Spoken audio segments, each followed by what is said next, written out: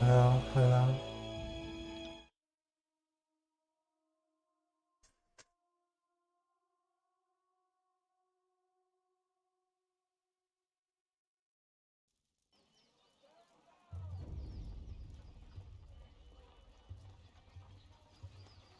I don't know what Right.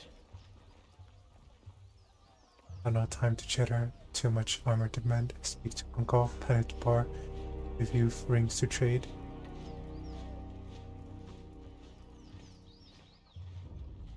Hail to you, guardian of the law. The man dressed in merchant finery greets you with a smile.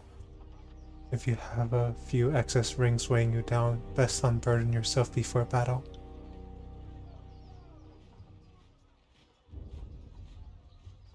You know that if the disfavored suffer a merchant in their camp, that must be a man selling only the finest provisions and armaments.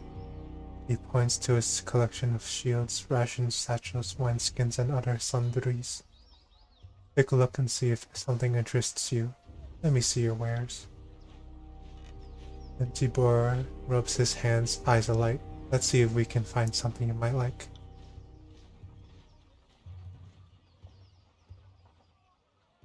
I am poor, very poor. I don't like how poor I am.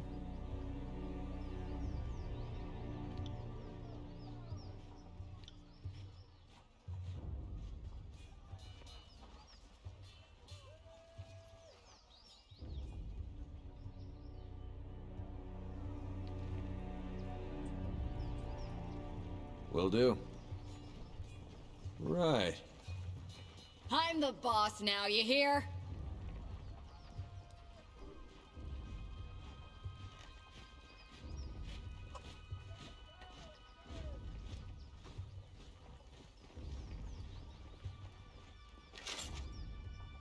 Cool. Armor.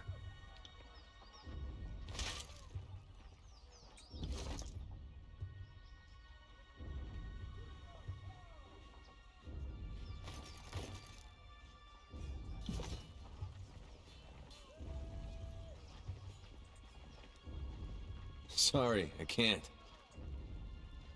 Let's loot more stuff. I like green. Got it. Lesser sigil of strength. I can learn.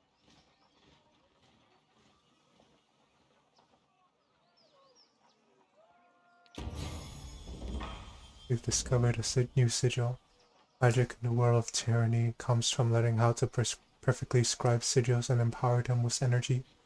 Open the spell interface by pressing P to create a new spell with the sigil just learned.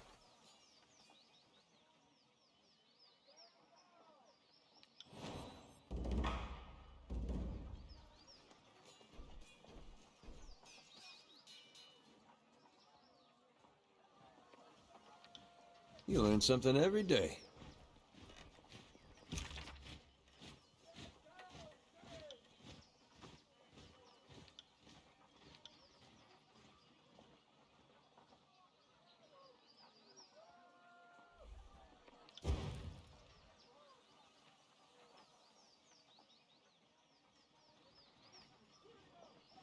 Cool.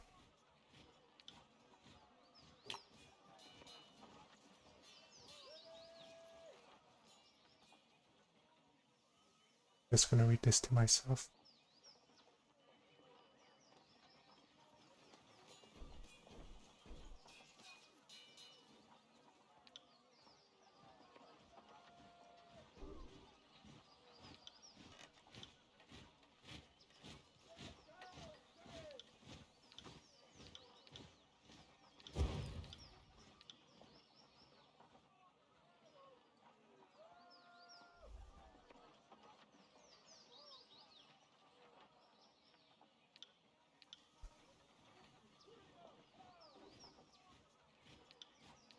Oh, it increases the lore requirement. See, I see.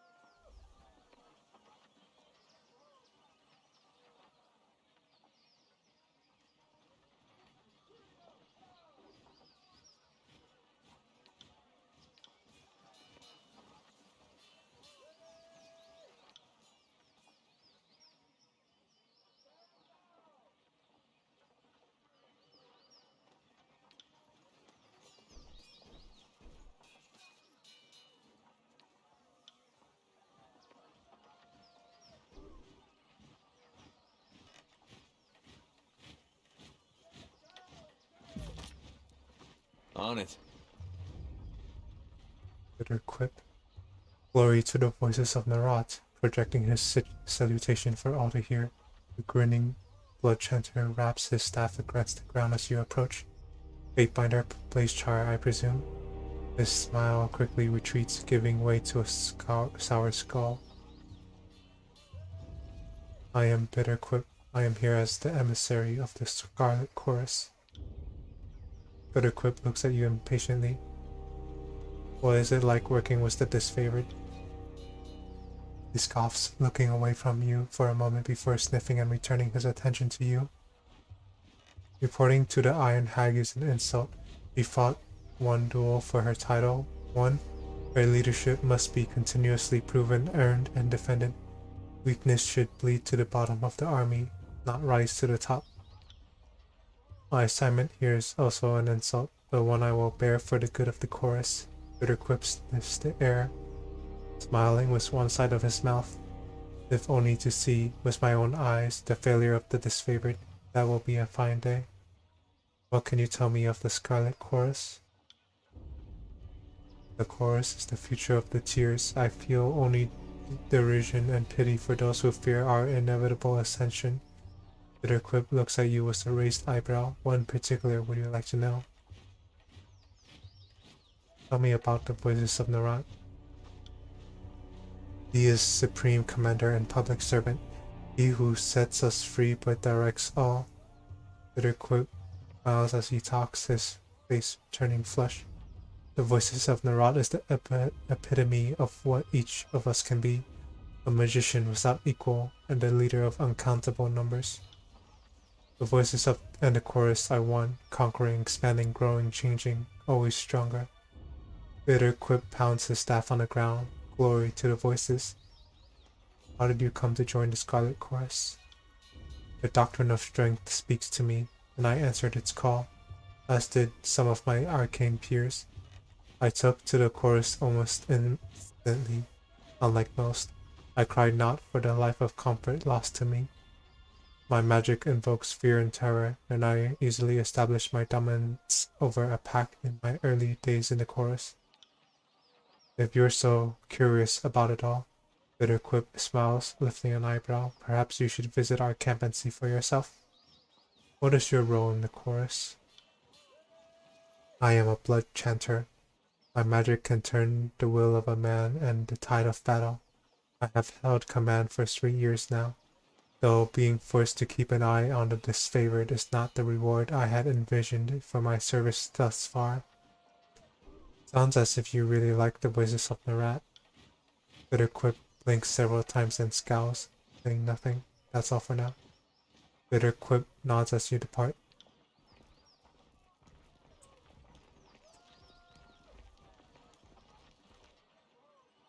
I am Lucia. This is Marcus. The disfavored soldier points to the armored man next to her.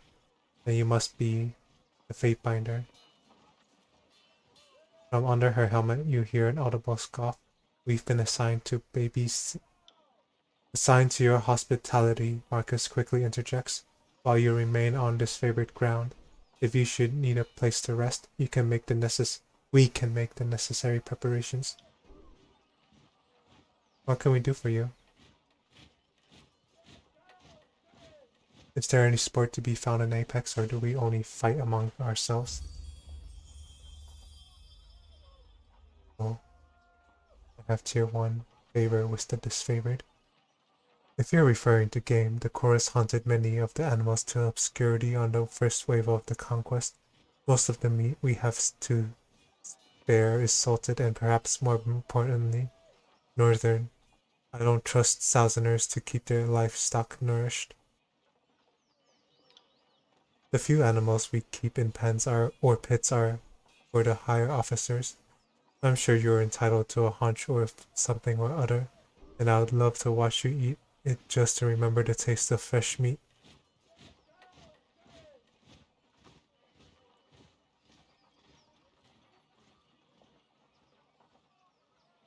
Marcus, tell me about yourself. I'm gonna skip this dialogue, not gonna read over it.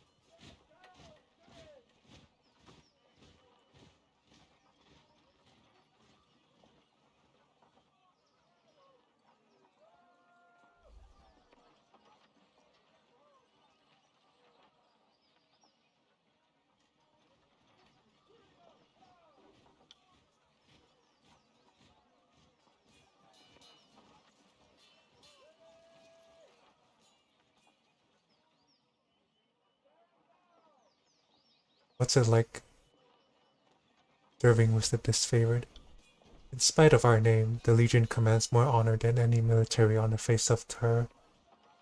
Unlike the Chorus, there is a tradition, discipline, teamwork, and unity of purpose. Marcus looks out across the camp. There aren't many of us, but it's better that way. We're a tightly knit family bound together by trust and glory. Accurate enough, Lucia shrugs, after seeing the disunity and bickering of the younger realm defenders. I feel lucky to be in the most agreeable Legion of Kairos host, even if we're not always the most efficient. If the Legion boasts so much honor, why are they disfavored? I'm afraid that isn't for me to say. Others around the camp might be able to tell you more, but I don't freely discuss the great general's history to outsiders. So you'll say that involves the great general, which is already a telling clue, idiot. Drat. At least the Iron Marshal isn't within earshot, or I'll be washing my mouth out with wormwood. Marcus, I would like some training. Of course, Fatebinder. Marcus pounds his fist on his armor and salute.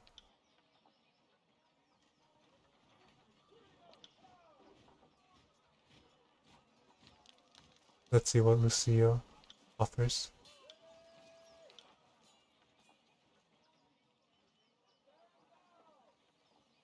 I'd like some dodge training.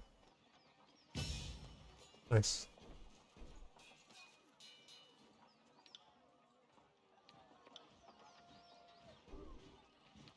Thank you, Lucia. This, I leveled up.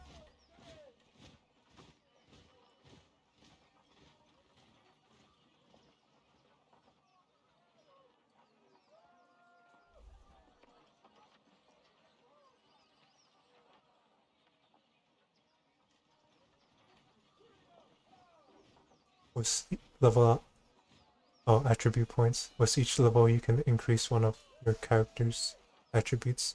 Might, finesse, quickness, wits, vitality, or resolve. Each of these attributes provide benefits to your character, as well as increase one or more skills. Increasing an attribute costs 1 point until the attribute score reaches 19. To raise an attribute from 19 to 20 requires 2 attribute points. There we go.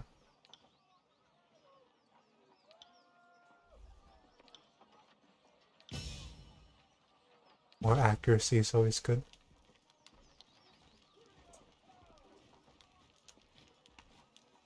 Yeah. Right. I got it. Fish. No.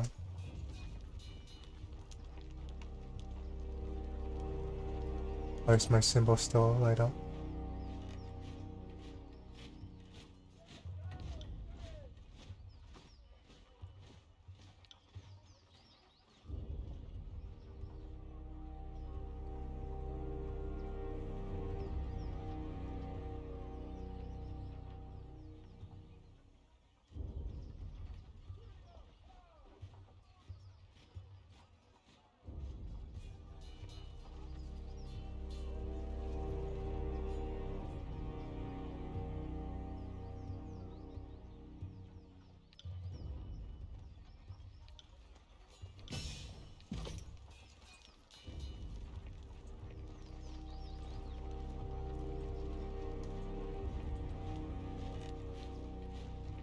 I'll be taking that.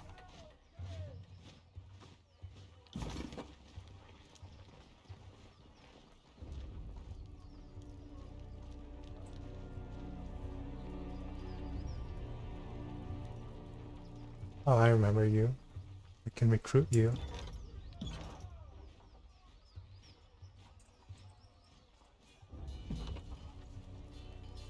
You can make out the ironclad soldier's expression under his twisted helmet. He merely stares at you.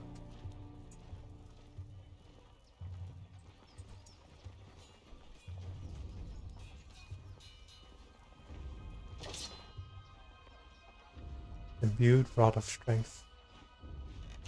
I don't think either of us needs that.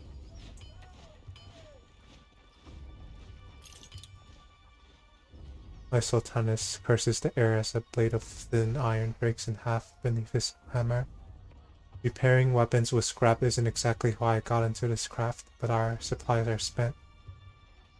He wipes the sweat from his brow and gets a better look at you. Why not forge bronze? Bronze will do in a pinch, don't get me wrong. It can take a beating and get bent back into shape, unlike this stubborn iron we have here. He glances at a pile of his work with dread, and we always have plenty of tin and copper lying around. The supplies aren't the problem. It's a rare smith who can churn out military-grade bronze constantly. More often than not, it comes out soft. Look around camp. We're garbing the Legion head to toe in iron because it's cheaper and faster to produce for the masses. Couldn't do that with bronze.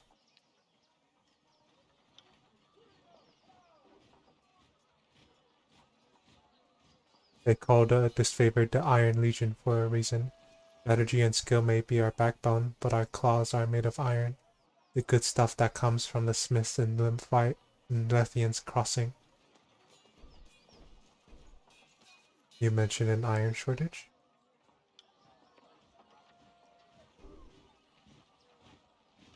I'm afraid so. The last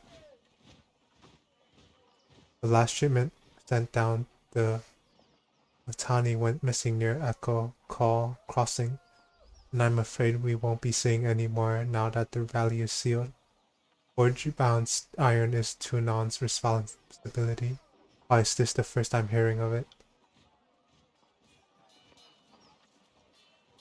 Keep your voice down. Isotanus flinches and lowers his own. Raven Ash doesn't want to cause a panic or pass any information to the Vendrillion Guard. Best case scenario, the iron tumbled off a boat and is rusting on an iron riverbed. Worst case, it ends up in enemy hands. If I find myself in Echo Call, I suppose I can keep an eye out. I appreciate that, as does the great general, more than you might guess. Maybe he isn't quick to offer his thanks to outsiders, but I know he'll be grateful for your help. It would be a boon to the war effort if our iron was recovered. You can trust me to handle this. I knew that Tunon wouldn't have dispatched you without good reason. The court isn't exactly known for gambling when the stakes are high. He glances to a crate beside him and points to a small set of notches on the wood. You see that? That is how we tell apart our iron shipments from the rest. Inconspicuous, so people don't go snooping around. You will want to keep your eye out for these. Good hunting. Need something else? I'd like to see your wares.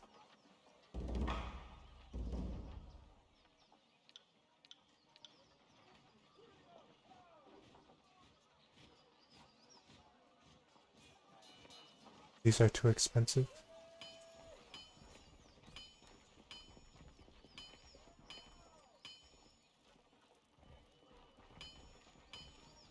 Words travel fast, Gatebinder.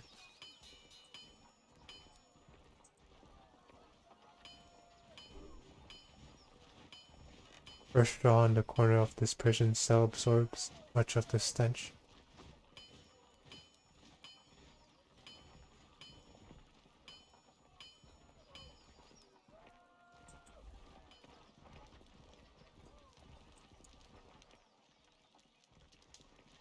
Archon awaits you inside, Gatebinder.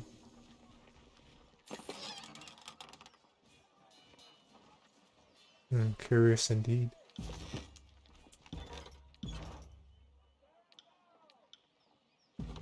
Sorry.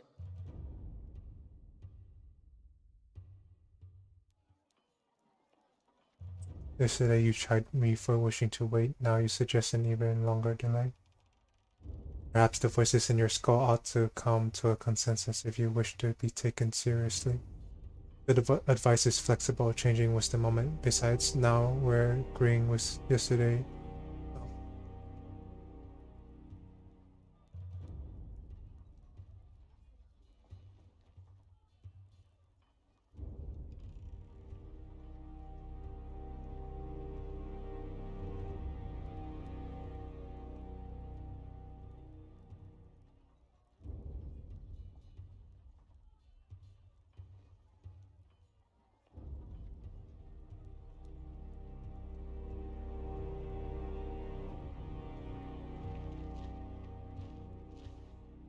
That's 4 reports of avalanches in the mountains now.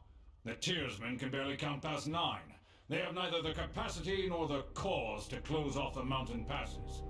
Either way, that leaves the 2nd and 4th cohort trapped outside the valley. The Archon of War pounds his staff on the ground to punctuate his words. A large and imposing man to begin with, his profile is made larger still by his hulking suit of armor that hums with mystic energy. Or it's the work of your perfidious Earthshakers. Only a fool would not suspect a traitorous Archon of poisoning the mind of his students with sedition. We would have killed the Earthshakers Guild for their master's treachery, but I'm sure you have some perfectly valid reason for allowing them to live as your pawns. The Archon of Secrets passes a scepter between his hands as he speaks, twirling the rod in hypnotic circles. Emerald luminance seeps from the seams of the Archon's ragged red robes. The glow is most noticeable where his neck ought to be. His mask seems to float and spin, never pivoting or bending naturally. Hey, watch yourself. When these two get going, you don't want to get between them. Burst whispers fearfully as she beholds the Archons. Remains silent. I always know you've run out of things to say when you resort to mocking my vassals. If we are to speak of treachery, why is it that my scouts see the Scarlet Chorus warriors defecting back to the Vendrian Guard? Your fearsome reputation has gone flaccid, for it seems you cannot control your soldiers, or perhaps you simply choose not to. My lords, the Fatebinder has arrived. The disfavored commander raises her voice. Trying with little success to speak over the Archons, perhaps we could table this discussion and let our guests speak. Speaking of strategic failures, who was it that insisted the valley would need only a token garrison? For some strange reason, we can't seem to recall which balding halfwit grossly underestimated the enemy. Thoughts?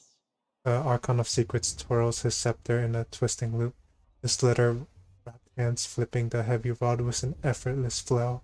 Remains silent. And I thought you had left agents within these Tearsmen when they surrendered. Either you failed to see this coming, or you knew and let it happen. Incompetent or in cahoots, either way, this mess has your filthy stink all over it. The Archon of War lurches forward, resting his weight on his war maul. As blue luminance crackles around his armor. We look forward to seeing you explain to Tunon why the Archon of War could not close the vice on this trivial little insurgency. When we are crowned the ruler of the Tears, we shall have this place renamed to Ash's Folly in your honor.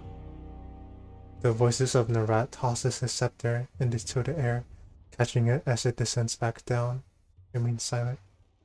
If I could trust the information I get from you and your conscripted mouth breathers, perhaps I'd order my cohorts around a bit more aggressively. But last time I trusted your all-clear report, my troops failed to come home. Oh, Ash, old boy.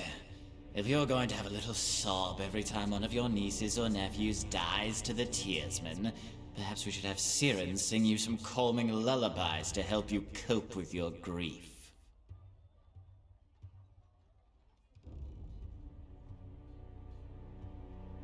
The Archon flips his scepter 3 times around, humming gleefully.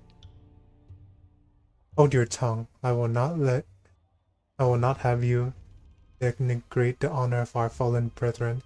The commander's hands move to the hilt of her blade, though the weapon stays sheathed. I'd be doing us all a favor if I cracked open that excuse for a head. They bicker like children, do they not? The fifth eye's grating tenor pierces the tension in the tent, and all eyes land on the crimson spear.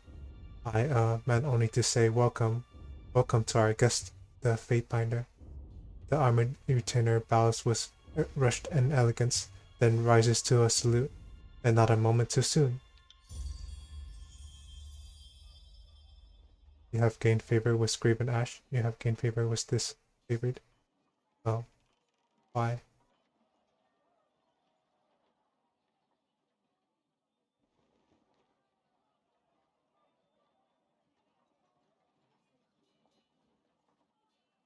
Governor Blazechar, long have we been honored by your iron. Now we are honored by your presence.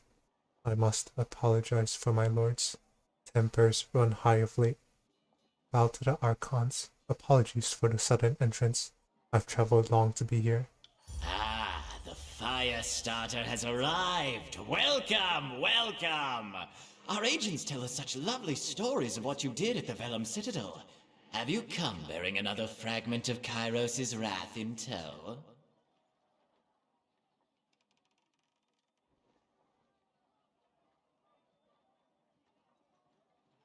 My soldiers tell me you helped Commander Drotus on your way through Eddring. You honor the court with your selfless cooperation, for that is the sort of camaraderie that Kairos demands of us all. On the last of his words, the Archon of War glares at the voices of Nerat, furrowing his brow as he utters the word camaraderie. I require no thanks for doing my sworn duty. Modesty is your prerogative, but know that cooperation and goodwill have been rarities of late. You do your Lord Tunon a great honor by aiding your cousins in the disfavored. No, don't mind us while you trade your gushing praise. We're sure the Fatebinder has come because our company lacks in small talk. I come bearing an edict of Kairos. Once again, you bring us support in a time of need. We fondly remember your service to the Chorus in the taking of the Bastard City. We knew back then you were destined for great things. But we had not anticipated you would be twice honored with the task of proclamation. So, do not keep us waiting. What is the Overlord's will? The Overlord's loyal servants must hold Ascension Hall by Kairos' Day of Swords, or all in the valley shall perish. The earth sways with each word you utter, the air thickening with warmth as you pronounce the tersely phrased commandment. Its every syllable drafted by the hand of Kairos. Was the edict proclaimed, your pulse quickens and the muscles in your legs, worn from a long trip down the mountains, feel renewed. The tired limbs now nearly buoyant with vigor.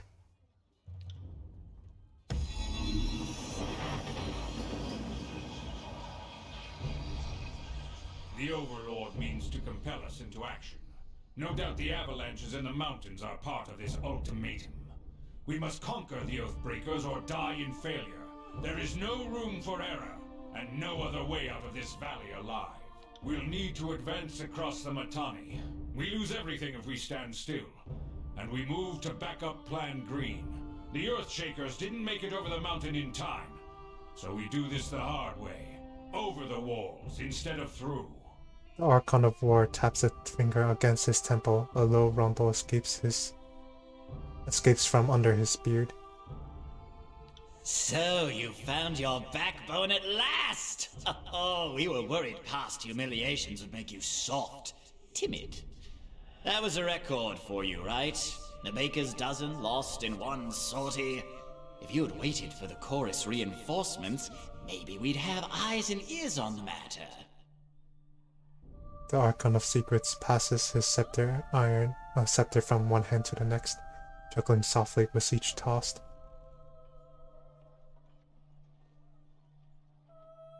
Learn to work together, or we're all doomed.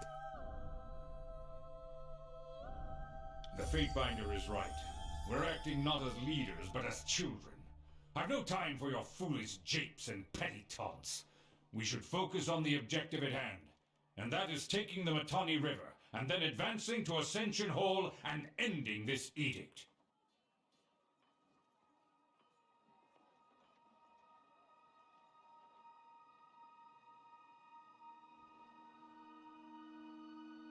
That's enough talking, there's work to be done. My lord, Eric and his band have been drilled on the Echo Call assault plan. The Crescent Runners should be briefing him as we speak regarding the latest enemy movements along the river. I will dispatch him at once. The Iron Marshal salutes, clapping her gauntlet to her breastplate. and I will ensure the chorus stands ready to march. If the disfavored can take the river, the chorus has the manpower to secure the outer ring of the valley. Our soldiers clamor for battle, and at last we shall have it. Verse, we command you to continue guarding the Fatebinder. Tunon's chosen is our honored guest, and must be shown our finest hospitality. I won't let you down, boss. He'll get through the campaign and win peace, as long as he doesn't do anything too stupid. And, Fatebinder, one last thing. We still haven't forgotten how you handed over our agents to the disfavored just before the burning library sparked into being. We would be a fool to believe that Tunon sent us an impartial Fatebinder, but prove us wrong. Prove us wrong.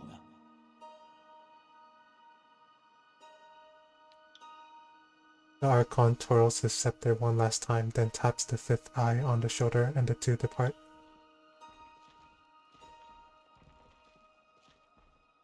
Finally, the fool and his puppet are gone. Perhaps now I can hear myself think. Rarely do I question Kairos' judgment, but I will never understand why the voices of Narot is given such authority. I shudder to think what will become of us all should Tunon favor him in the end.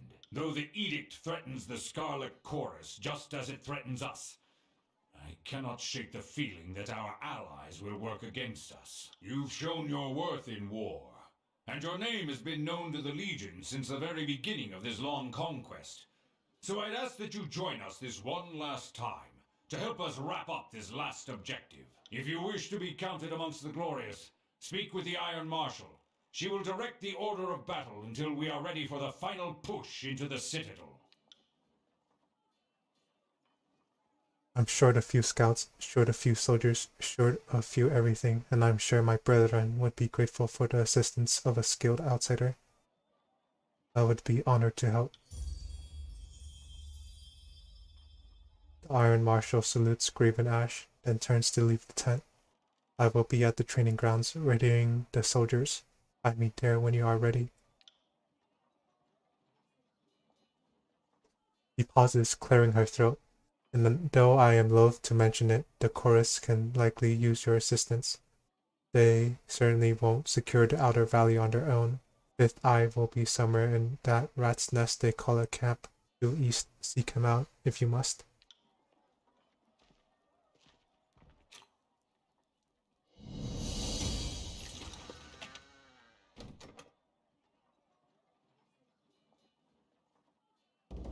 These are gauntlets.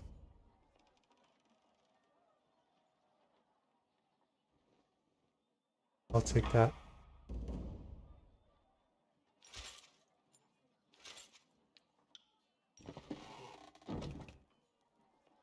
It's letting me loot your stuff.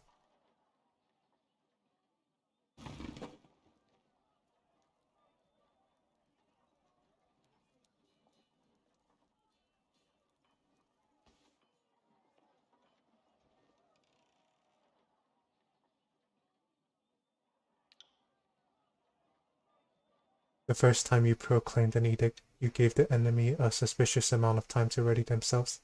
I chalk it up to excessive mercy for a backwards people, but when the edict is against your kin, that order you follow to the letter. I'll leave you be. Yes, you do that. I have much to contemplate.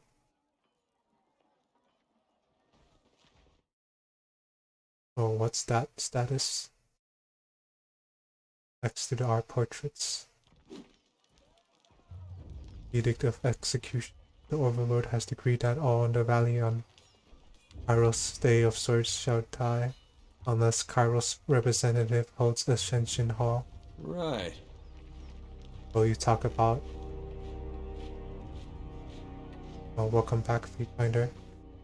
Lucia here was just mentioning that, only because you asked. That you've been a real asset to the disfavored ever since you arrived. Not that anyone expected different. He beams at you as pride.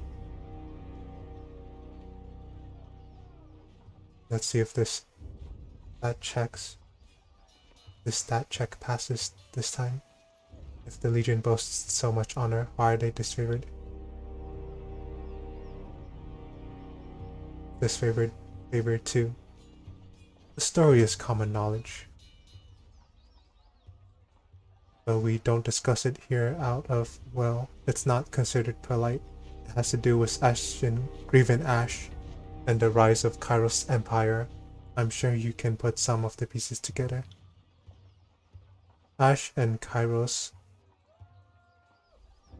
weren't always on the best of terms, but all of that has changed. By rights, we should have a name worthy of our vaunted reputation by now, but he shrugs. Maybe someday, after my children's children have inherited my armor, we'll have a better title to call our own. Interesting, interesting.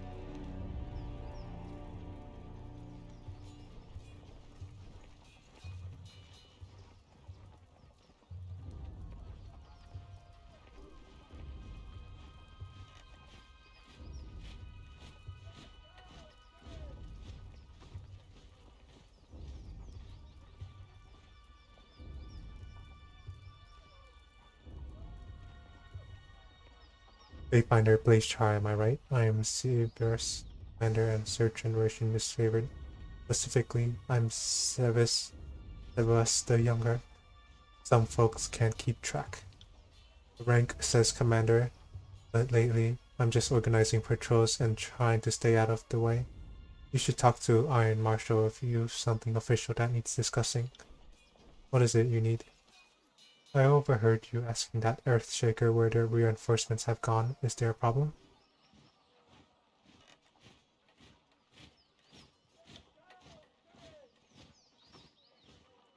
I'm afraid so. Radix, the head of the Earthshakers, was supposed to arrive with a group of his most competent spellslingers to help break this stalemate.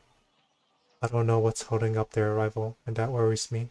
If you were at all inclined to lend a hand, we could use some arcane support on our side. I could lend a hand. Could you? I knew that Tunon's agent wouldn't fail us in a time of need.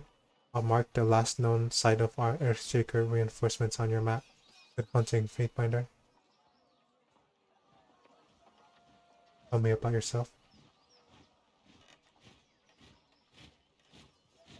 Not much to tell. My father was Severus the Elder. His father was Severus the First of his name, lead drill master of Ash's first Iron Guard, back when they were the Bronze Guard. I was born into the Legion, and with any hope, I'll die in the Legion. The rest you will hopefully hear about when the storytellers immortalize.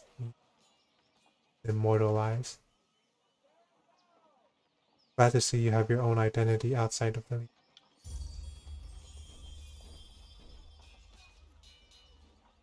Oh, whoops, was that an insult? Failing to conceal a smile. Versus chuckles to herself.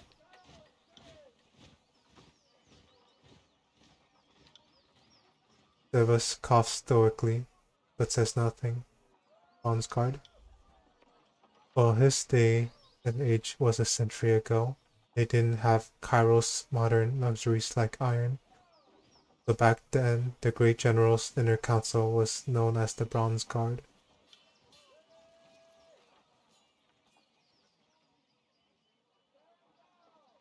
The two armies haven't worked well together in years. What do you think that is? Come on, Binder. Seems like asking why beasts stink. The disfavored are only too eager to deliver Kairos' peace to the tears, while the Scarlet Chorus bring only mayhem in their wake. You can tell me the Voices of Narot has a plan, and I'll take your word for it. But the Chorus sure seems to blunder around, never moving with purpose as we do.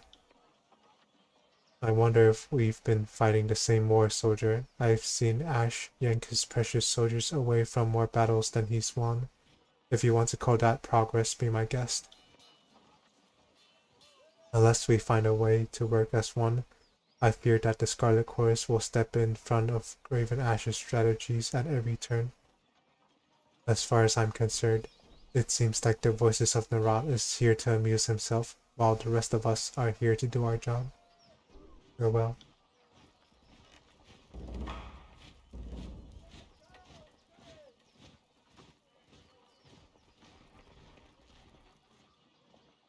Just don't just coddle the impact. Push back with your shield. Take the momentum. Iron Marshal Eranos, field commander of the disfavored, pounds her fist in the air as she calls out to the warriors on the training field. I said eyes on your opponent's waistline. If you spend more than a glance checking his footwork, you've lost.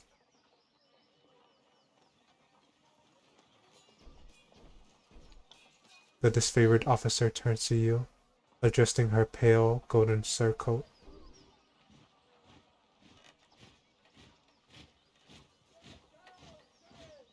As she clears her throat, need to stay on top of the troops or their skills will rust. It's for their own good, even if they don't believe it. How are your warriors reacting to the edict? Kairos' ultimatum has the camp on edge, some with dread, but most are rife with anticipation. He points to the men sparring in the field. We have a lot of brothers and sisters to avenge, and the warriors are eager to take out some aggression. I, for one, choose to see the edict as a blessing, for it forces the generals to act, and we're long overdue. It was mentioned you're short on warriors and need help.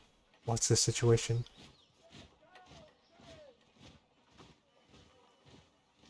I have brigades amassing along Plaxid, Echo Call, and Little Tooth crossings. The Vendrian Guard may be able to hold one bridge, but they cannot hold against a concerted three-prong attack. I have no right to give you orders, but her words falter, a short cough breaking her flow. But we all die to Kairos' edict should we fail. So I'm not about to let my pride blind me to the value of good help. This is the second major attack on the river, correct? What happened last time? Defeat in detail. We carved a bloody path up to the river, but at that point everyone who charged ahead was lost. We had no chorus backup. There was just a few disfavored squads. I can't tell you exactly how they were defeated, but we lost the whole assault team. She shakes her head, letting out a long pained sigh. We found bodies washing up in the river for days. It's not often the tearsmen put up such a good fight. It certainly made us reevaluate the number we will need to take this valley. Really? Are you sure our scouts didn't give you all sorts of details about the enemy and you just choose to disregard our warnings?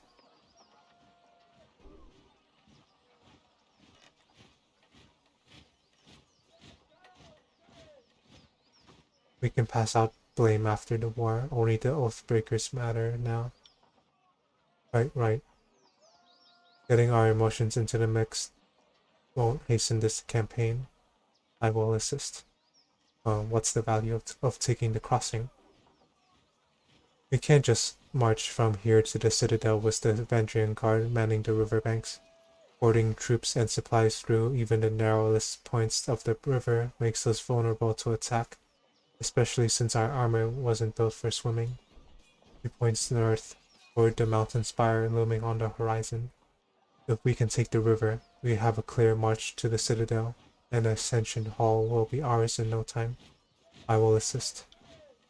Then our plan just might work. Iron Marshal lifts her gauntlet close to her face, shifting her eyes from you to the metal articulations. We are loath to work with those who do not share our training and our values, but we know that Tunon the Educator selects only the most capable mind for his court, and I trust you will honor us all on the field. Antio will be leading the charge at Echo Call Crossing. Assisting you will be Barrack of the Stone Shields. He points to a heavily armored soldier standing sentry at the edge of the training field. Before you ask, no, the forge-bound weren't sloshed on Dapple Seed when they fitted his armor. He survived the full force of the Edict of Storms, and this armor doesn't exactly come off. Tactically, it's quite brilliant, but otherwise, it's something of a curse. Tapping her helmet twice. Abenyo signals to the hulking presence. Barrack, come meet the Fatebinder. The soldier that steps up to you better resembles an amalgamation of rusted blades and mismatched pieces of armor, fused into a vaguely human shape. He reeks of sweat, feces, and whatever oil treatment keeps him flexible. Fatebinder, the Iron Marshal has tasked me with keeping you alive, and I have no intention of disappointing her. That should be enough assurance for anyone. An honor. Likewise, good Binder. The soldier heaves a heavy iron arm into a salute, his whole body claying as he wraps his gauntlet against the twisted sheets of metal that form his breastplate. Barrick, is that you under there? I had no idea you were in Vendrian's well. Fatebinder, do you know this walking anchor? I don't believe we've been acquainted. It's challenging enough to experience battle from a courtroom, much less remember the faces of your cohorts. I wouldn't expect you to know me under these accursed blades of rust. He bangs on his malformed chest armor for emphasis. The Fatebinder will be joining us for the push across the river. I figured an extra hand might help, and more importantly, if my worries come true, when the chorus tries to impede the mission, we will have an observer from the court on our side. Better to work with the Honorable Binder than some chorus children. He nods to you, his armor creaking as he bends his neck. I ask that Barrack accompany you there to arbitrate the cooperation between his company and the Scarlet Chorus. Barrack, you've been without a cohort since the last battle of Stalwart. It's time we gave you a task more worthy than hauling wagons and leading training drills. She plants her hands on her hips and speaks in clipped official terms. Ash has assigned you to the Fatebinder's service. You're to assume this task is ongoing until we find a more permanent spot for you, which could very well mean the swiftly approaching end of this war, or when the Fatebinder dismisses you. Is that understood? Barrack regards the Iron Marshal in oppressive silence. That's an order, Barrack. She shakes her head and sighs, returning her focus to you. He can be as stubborn as pulling a spire out of the earth, but he's a good soldier. I hope you don't mind the company. I'm honored to have a member of the Iron Legion at my side. Excellent. I look forward to your success in the field.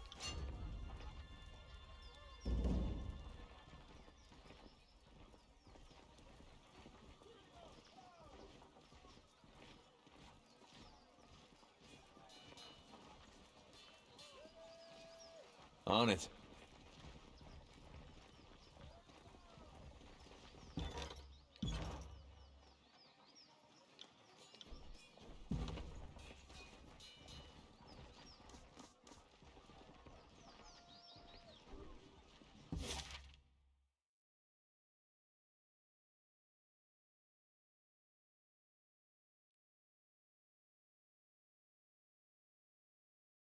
Let's go to the pilot chorus camp.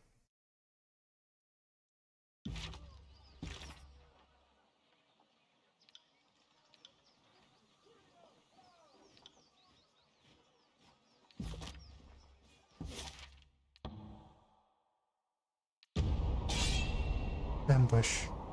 Your path is blocked by a small group of Venturing Guard. You can go no further until you deal with them.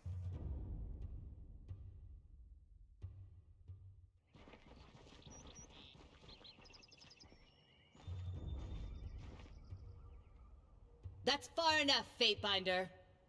A woman's voice booms from atop a nearby outcropping. Flashes of aquamarine body paint peek out from under her loose-fitting traveler's garb, and her outfit is festooned in braids and knots of sailor's line. Flanked on either side by warriors dressed in Vendrian Guard regalia, the woman leans on an elaborate bladed staff, pulsing with arcane energy. A swath of blue fabric rests draped over her arm. In accordance with ancient customs north and south, I offer and request a delay of blade. There are matters we must discuss without fear of reprisal. The woman bows deeply, lowering her head, and in a practiced display of etiquette, the warriors by her remain in a ready stance, their nerves clearing on edge. In accordance with ancient customs north and south, I abide by this truth. As is our custom, we are ready to kill to defend our lands, but we kill only in fair battle. We don't slay our prisoners. We know this isn't Kairos's way, but we must have hope. A few of my kin have gone missing, and though they may have perished, I have to inquire on the off chance they still live. If Captain Tarkus Deimos still lives, we would negotiate for his release. Tarkus Deimos is with the chorus now. Then if we see him again, it will have to be as enemies. Looks to the warriors to either side of her, shaking her head. If I may make one more inquiry, what of Palox Tyrell? Did he survive?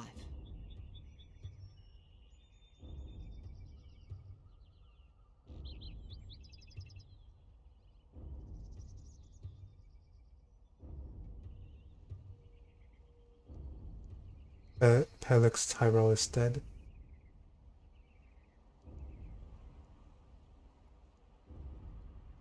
Wait, then who was the other guy?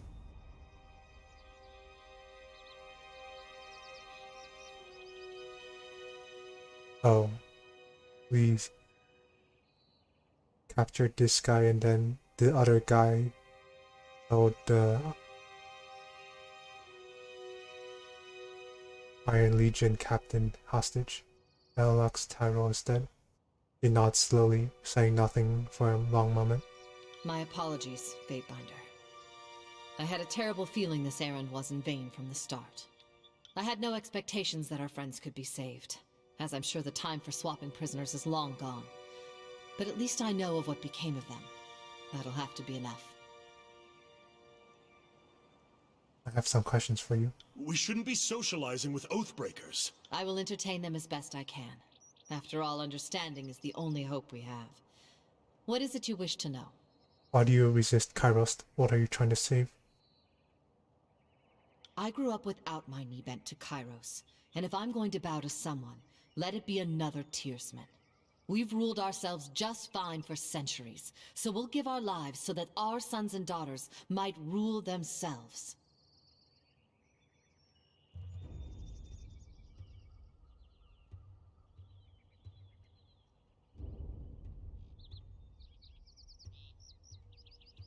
Only your daughters are really free in the tears. Why fight against Kairos equality? There's freedom, then there's trusting idiots with power.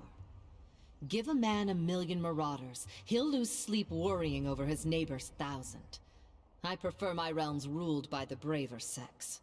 For centuries we've left the lands to the women, and the seas to the men. And we did plenty fine until Kairos came around.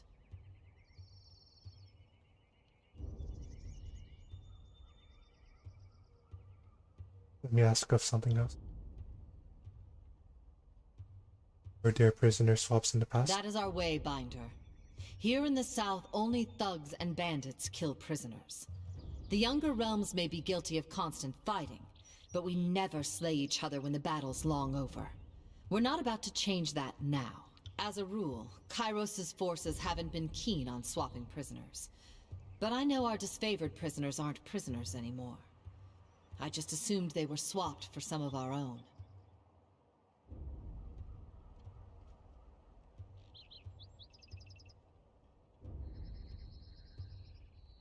How did you and your friends overthrow the garrison? I would joke that the voices of Nerat left the gate unlatched, but dozens of warriors lost their lives taking the citadel. There was no secret to it. We simply attacked with speed and certainty at a time when the Archons were elsewhere in the tiers. The Scarlet Chorus had a rout, and what few disfavored soldiers were present made an impressive showing. But they were surrounded and overwhelmed once the chorus fled. Who's in charge of this insurrection? Listen to you. Thinking just like the Overlord wants you to think. There always has to be a person in charge, or things don't make sense. Well, we don't answer to anyone. We are each of us sons and daughters of the Tiers, and take this task upon ourselves freely. but Captain Tarkus Ari, former Falksman of Queen Vendry and Alanta, is the voice we trust when we seek unanimity. I assume Tarkus Arby and Tarkus Deimos are relations. Yes. Deimos was Ari's brother. We were certain he was dead, but the captain takes family seriously. So I volunteered to find some answers. And now here we are. That's all. Fair enough. But now a question for you. The Edict. I can feel its magic coursing through the air. Everyone can. But those of us enlightened to the currents of magic feel it most. The wording of the Edict. What was it?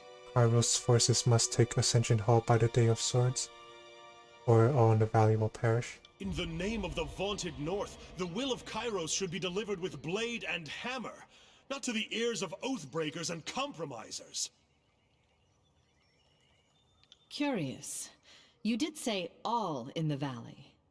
So the Edict will affect Kairos' forces? This is most unexpected. Her eyes widen at your words, correct? That is most troubling. So either the soldiers come to destroy and kill us, or the Edict does the work. I suppose we should be so honored the Overlord is taking no chances on us. I've another question for you, if you will entertain it. Are we really standing here and chatting with Oathbreakers? It's hard to watch. Like cuddling a goat you're going to kill for dinner. Ask your question, Ed. When I was young, my parents told me the Tears were special, and the Overlord's edicts and armies could never touch us. Seems I've been told a hefty sum of lies. So answer this honestly for me, please. Is it true that Tunon's Fatebinders can smell truth from falsehood? No, that's not true. Thanks for that.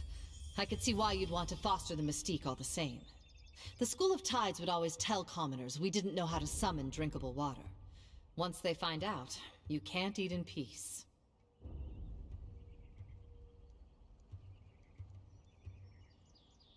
And Kairos' edicts. I have heard the sages speak at length that some of the edicts elsewhere in the world have been broken. How is this?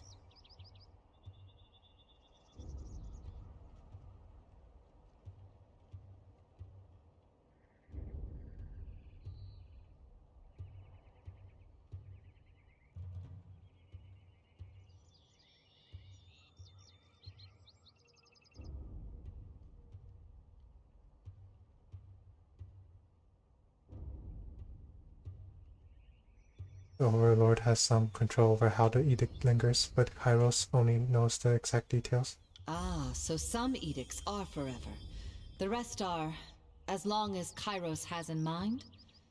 Needless to say, Kairos' magic is unlike anything we've seen in any Archon.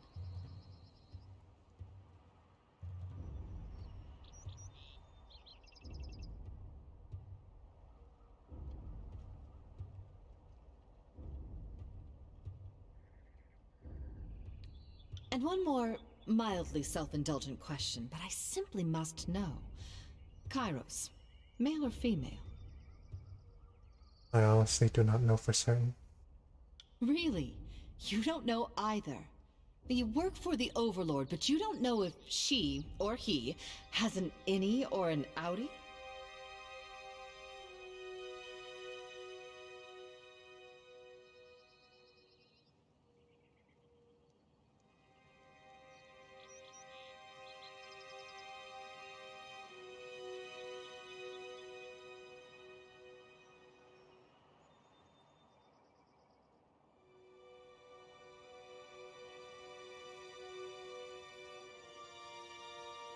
I think the Overlord just wants to keep people guessing. Seems to work quite well. You may well be correct. I've heard speculation that Kairos is a brother and sister duo, but that sounds like utter rubbish. Find me two siblings that could work together for 4 centuries, and I've an ocean to sell you. You'll forgive, I hope, the questions. The Overlord and his Archons used to be things of legend. Now they're everyday maladies, and I'm eager to separate the truth from the lies I've been told by house and guild. In accordance to our most ancient customs, let us depart in honorable accord. May peace find you, Fatebinder. She bows deeply, pounding her staff on the ground twice before turning to leave. Right. Received a message from Tunon.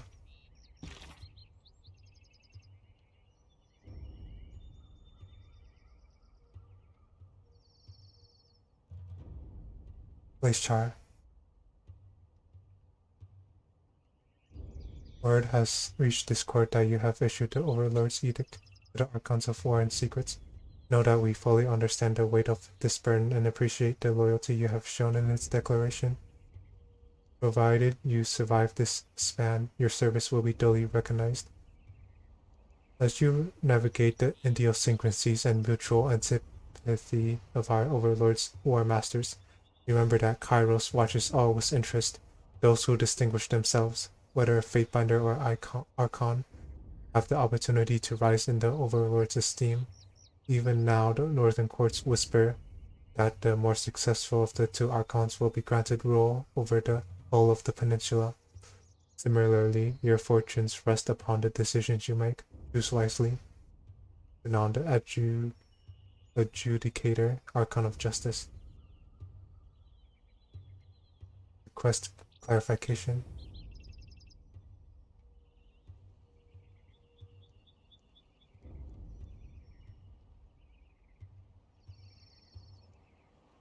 Archon Tunon, am I to understand that the Edict of Execution applies equally to all within the Valley of Vengeance while Tearsmen and servants of Kairos alike?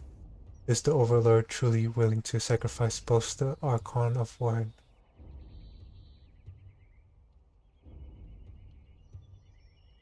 Oh no, I'm not setting that. Thank him for the advice. Archon Tunon, allow me to express my deep appreciation for this opportunity. You and the Empire have the honor of treating with Archons, and fewer still of reading the empowered words of the Overlord. I endeavor always to emulate your exemplary foresight and judgment. I remain in all things your faithful servant, Fatebinder Blaze Char. Send it.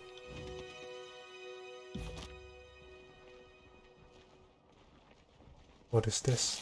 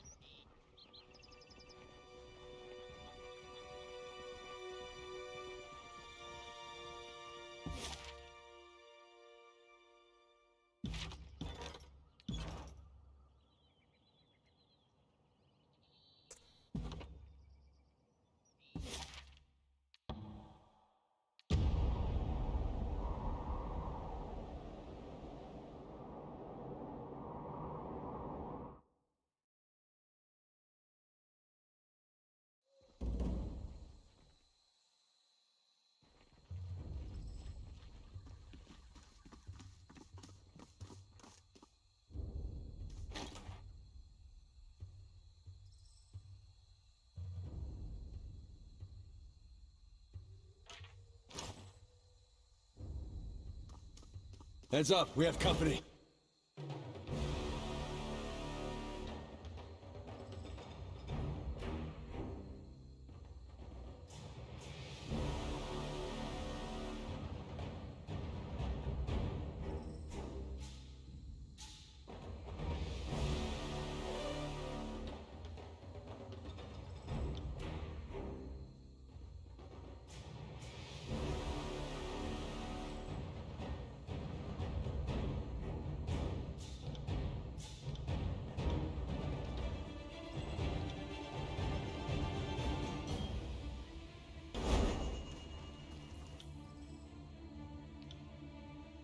Why are my attacks so short Can't do range? that.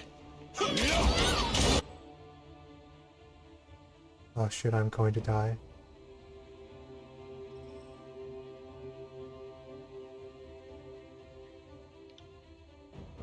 Feeling so great.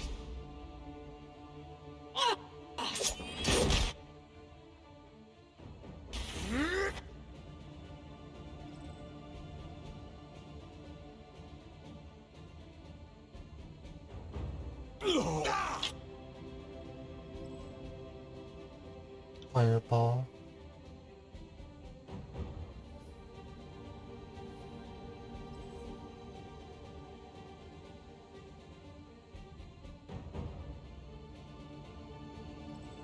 I got it.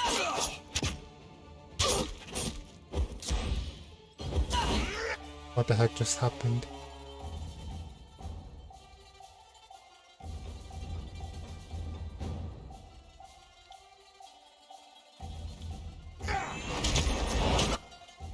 Why did I receive damage?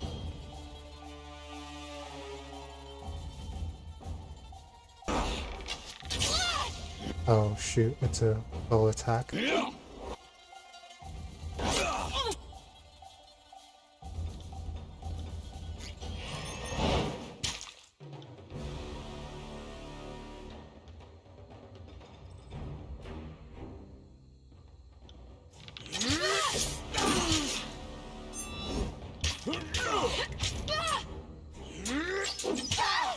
They won't even...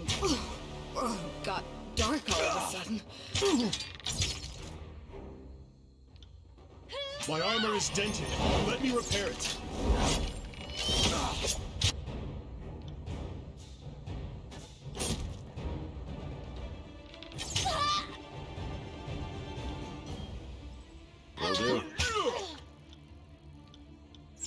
Will do.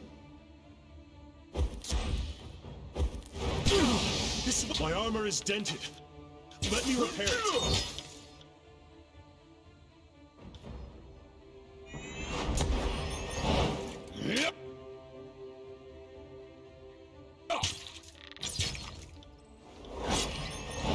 I like potions. Let's deal with this guy first.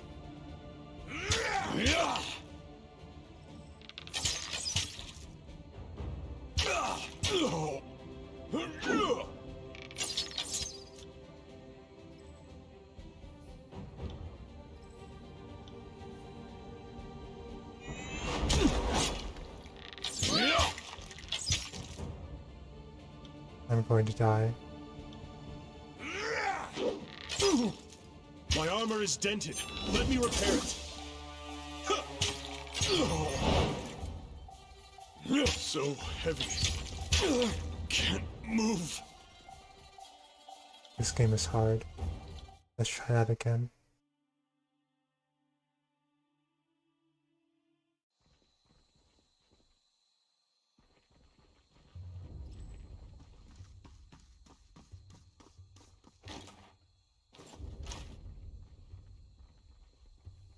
I got it. Can't do that.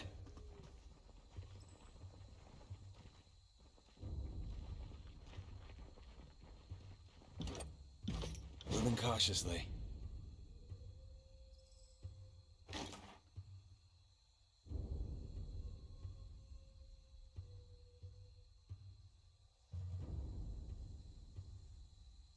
What does this do exactly? Oh, yeah, that's corrosion on the See enemy. that?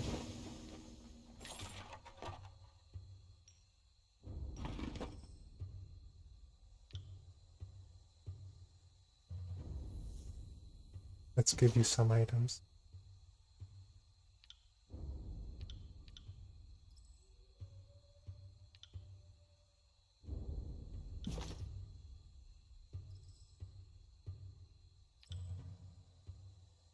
How did you do that? First looks at you with a quizzical expression. Did what?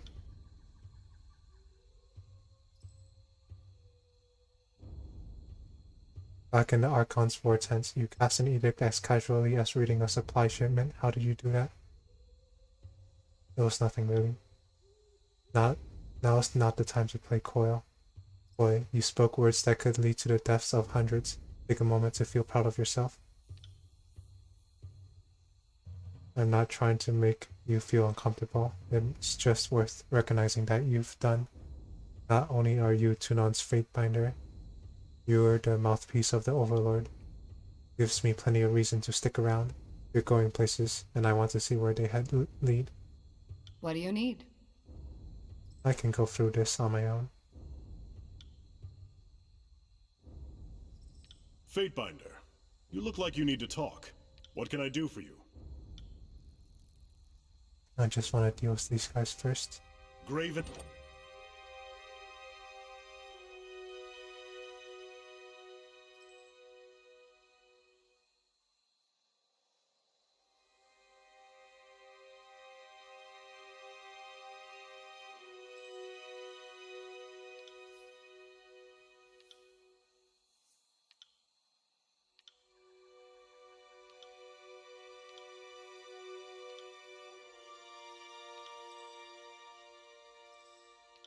More health, please.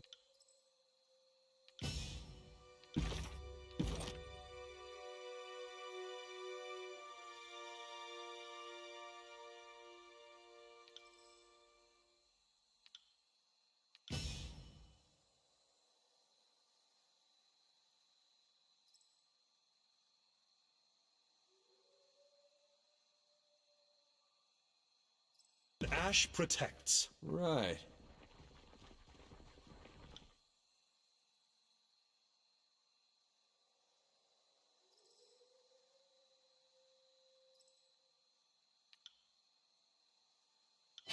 Hope you fancy.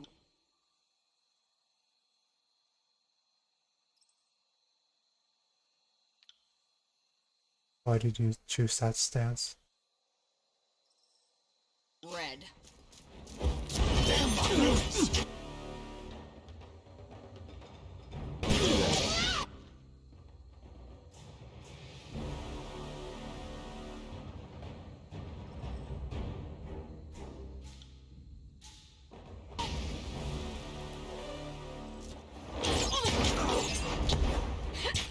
Dang, my attacks aren't doing damage.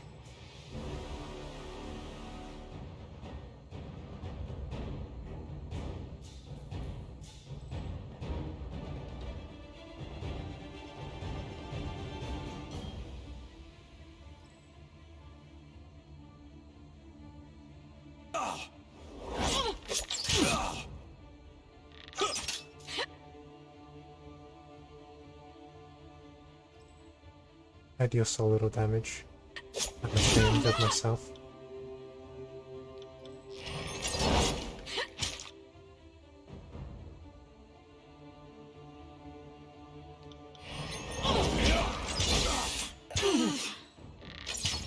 Seeing an awful lot of red. Nice.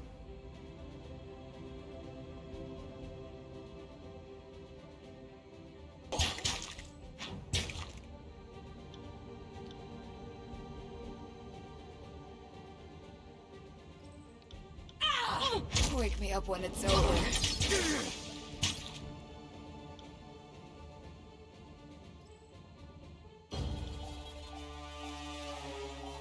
My armor is dented. Let me repair it. Oh shoot. This is useless.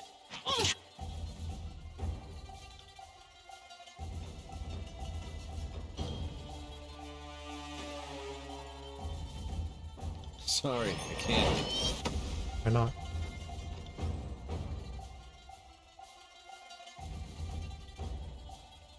On it. I require meal and bread.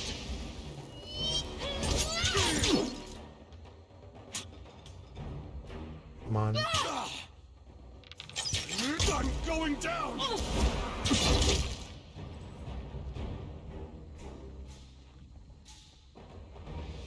Can't do that. Can't do that. Oh, I'm injured.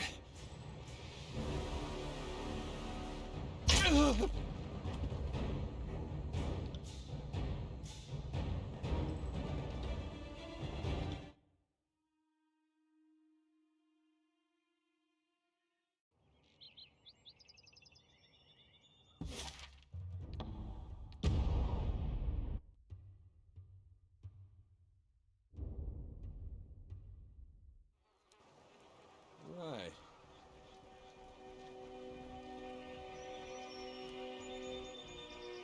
take another step and I'll pin your foot to the dirt. Lose everything. The warrior slams her fists together in a resounding clap, like, for instance, whether you're fit to lead that flock of children. Behind her, the members of her gang posture with weapons held at the ready. Did you not hear the news of the edict? This is a foolish distraction. We ought to be saving our fight for the enemy. The chorus warrior looks to his gang, giving them a quick nod. What's the problem here? No problem here, Lord Binder. She tosses her blade in the air, catching it with a smile on the way down. Captain Frickwit here seems he's about to balk from this challenge. Thinks just because he used to run a ship, he's qualified to run a gang. He spits on the ground, looking up with a scowl. So I'm calling him out, because the way I see it, his warriors ought to follow me, not this new blood.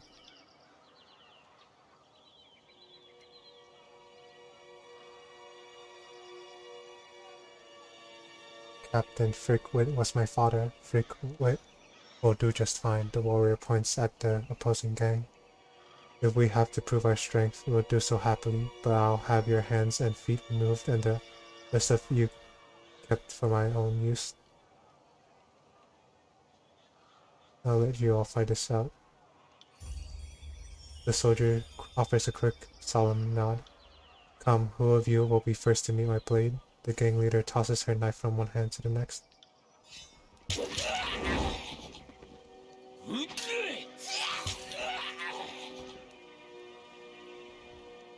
Oh, they're all dead now. I just loot everything.